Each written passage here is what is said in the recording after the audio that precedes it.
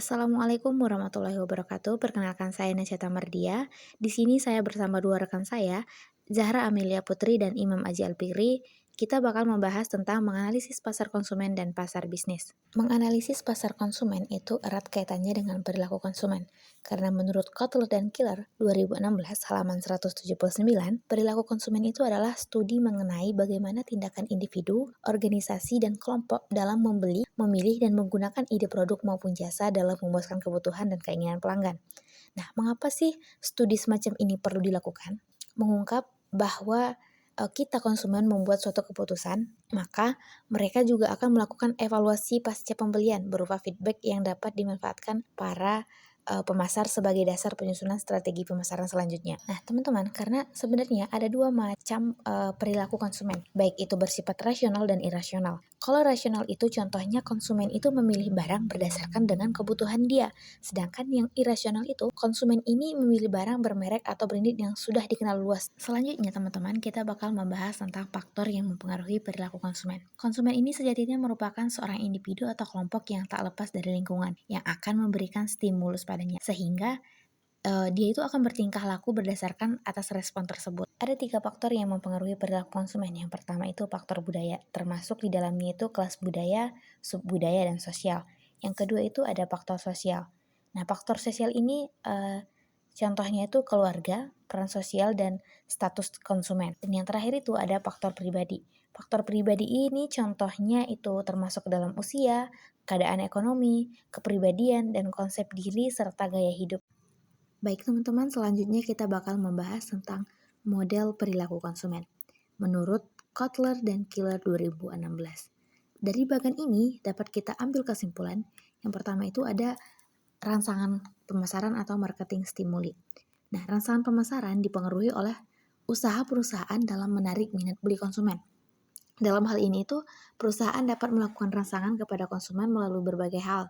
Contohnya itu memberikan pengetahuan terkait keunggulan produknya, memberikan diskon atau potongan harga, serta menentukan lokasi penjualan yang strategis. Nah, yang kedua itu ada rangsangan lain atau other stimuli. Nah, rangsangan lain ini dapat mempengaruhi pengambilan keputusan terhadap pembelian antara lain seperti situasi ekonomi, perkembangan teknologi, pengaruh politik, dan pengaruh budaya luar yang dirasakan langsung oleh konsumennya. Yang ketiga itu ada psikologi pembeli atau consumer psychology. Nah, faktor psikologi meliputi motivasi, persepsi, pembelajaran dan keyakinan, serta sikap konsumen terhadap produk yang akan dibeli. Lanjut ke bagian selanjutnya yaitu karakteristik pembeli atau consumer characteristic. Karakteristik pembeli diantaranya meliputi faktor budaya, sosial, pribadi, dan psikologis. Selanjutnya ada proses keputusan membeli atau buying decision process. Proses keputusan dalam membeli diperoleh ketika konsumen telah melakukan tahap pengenalan terhadap satu produk, pencarian informasi lain, evaluasi keunggulan dan kelemahan produk, hingga terciptanya keputusan pembeli dan kepuasan pasca pembelian. Nah, jika tahap-tahap tersebut memperoleh hasil yang baik, maka kemungkinan besar konsumen akan melakukan pembelian terhadap suatu produk secara berulang. Dan yang terakhir ada keputusan pembelian atau purchase decision. Dalam hal ini, keputusan pembelian akan menghadirkan suatu keputusan terbaik menyangkut pilihan produk, pilihan merek, pilihan penyalur, waktu pembelian, dan jumlah produk yang akan dibeli. Nah, pada materi selanjutnya kita akan membahas mengenai analisis pasar bisnis. Jadi, pasar bisnis berbeda dengan pasar biasa. Jika pasar biasa pembelinya orang-orang seperti kita untuk penggunaan pribadi.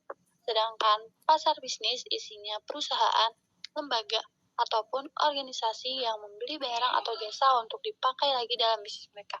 Contohnya, restoran membeli ayam dari peternak. Jadi barangnya itu dipakai lagi buat menghasilkan keuntungan yang baru. Analisis pasar bisnis itu kayak mengintip pasar terlebih dahulu sebelum menjualnya ke perusahaan lain. Jadi kita itu mencari tahu dulu siapa calon pembelinya, produk apa yang mereka butuhkan, pesaingnya siapa, dan seberapa besar sih peluang kita buat masuk ke pasar tersebut. Lalu pada slide selanjutnya itu ada ciri-ciri pasar bisnis. Yang pertama, itu pembelinya lebih sedikit namun jumlah belinya banyak. Misal, satu perusahaan membeli langsung 100 unit, bukan seperti kita yang hanya membeli satu di toko-toko. Yang kedua, itu hubungan antara penjual dan pembeli lebih dekat. Mereka itu bisa kerja sama bertahun-tahun, bukan cuma sekali beli. Yang ketiga, ada barangnya untuk kebutuhan bisnis. Jadi bukan buat konsumsi pribadi. Yang keempat, proses membeli lebih rumit dibandingkan pasar biasa. Biasanya itu lewat negosiasi, tanda tangan, ataupun tender. Dan yang terakhir ataupun kelima, itu hubungan jangka panjang. Jadi karena jika pembeli dan penjualnya itu udah merasa cocok, perusahaan itu cenderung gak bakal ganti-ganti supplier. Dan ini pada saat selanjutnya akan membahas mengenai jenis-jenis pasar bisnis dan cara menganalisis pasar bisnis. Pertama kita akan bahas jenis-jenis pasar bisnis terlebih dahulu. Di sini ada 4. Yang pertama itu ada pasar produsen. Pasar produsen itu tempat perusahaan membeli bahan baku untuk produksi. Contohnya itu pabrik baju membeli kain, benang, dan mesin jahit. Terus yang kedua ada pasar penjual ulang ataupun reseller ya. Terus mereka ini membeli barang jadi buat dijual lagi. Contohnya kayak toko grosir membeli sabun dari pabrik lalu dijual ke toko kecil. Terus yang ketiga ada pasar pemerintah. Pasar pemerintah ini itu beli barang atau jasa buat proyek umum. Contohnya itu kayak pengadaan komputer buat sekolah negeri. Terus yang keempat ada pasar lembaga. Pasar lembaga itu tempat lembaga kayak rumah sakit, sekolah, dan yayasan beli barang kebutuhan. Contohnya itu rumah sakit beli alat kesehatan. Di sini juga membahas tentang cara menganalisis pasar bisnis. Yang pertama itu ada mencari tahu siapa pembelinya. Nah, siapa sih yang kira-kira butuh produk kita? Pabrik kah, kantor kah, atau pemerintah kah? Terus yang kedua ada memahami apa kebutuhan mereka. Ya, misalnya kita tuh, eee, misalnya mereka tuh lebih mikirin harga, kualitas, atau pelayanan yang cepat. Terus yang ketiga itu lihat pesaingnya. Siapa yang jual produk mirip sama kita dan apa kelebihan dari produk tersebut. Terus yang keempat ada pelajari kondisi pasar. Jadi contohnya kalau ekonomi lagi lesu ataupun turun gitu, permintaannya juga bakal bisa turun. Yang kelima itu bikin strategi. Strateginya ini mau fokus di harga murah, produk bagus, atau pelayanan terbaik. Nah, di strategi ini ditentuin juga dari hasil analisis di atas. Lalu, di sini juga ada membahas tentang hal-hal yang mempengaruhi pasar bisnis. Yang pertama itu ada lingkungan. Kayak misalnya itu ekonomi, politik, teknologi, dan aturan-aturan pemerintah yang bisa mempengaruhi banget. Kayak contohnya itu harga bahan bakarnya naik, jadi biaya produksinya juga naik.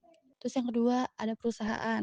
Perusahaan itu kan mempunyai tujuan, kebijakan, dan anggaran perusahaan yang bisa menentukan beli apa dan berapa banyak yang akan dibeli. Yang ketiga itu ada hubungan antar manusia. Kadang keputusan beli itu dipengaruhi oleh hubungan baik antar staf ataupun manajer. Yang terakhir ataupun faktor pribadi itu pengalaman dan selera orang yang mengambil keputusan juga ikut berpengaruh.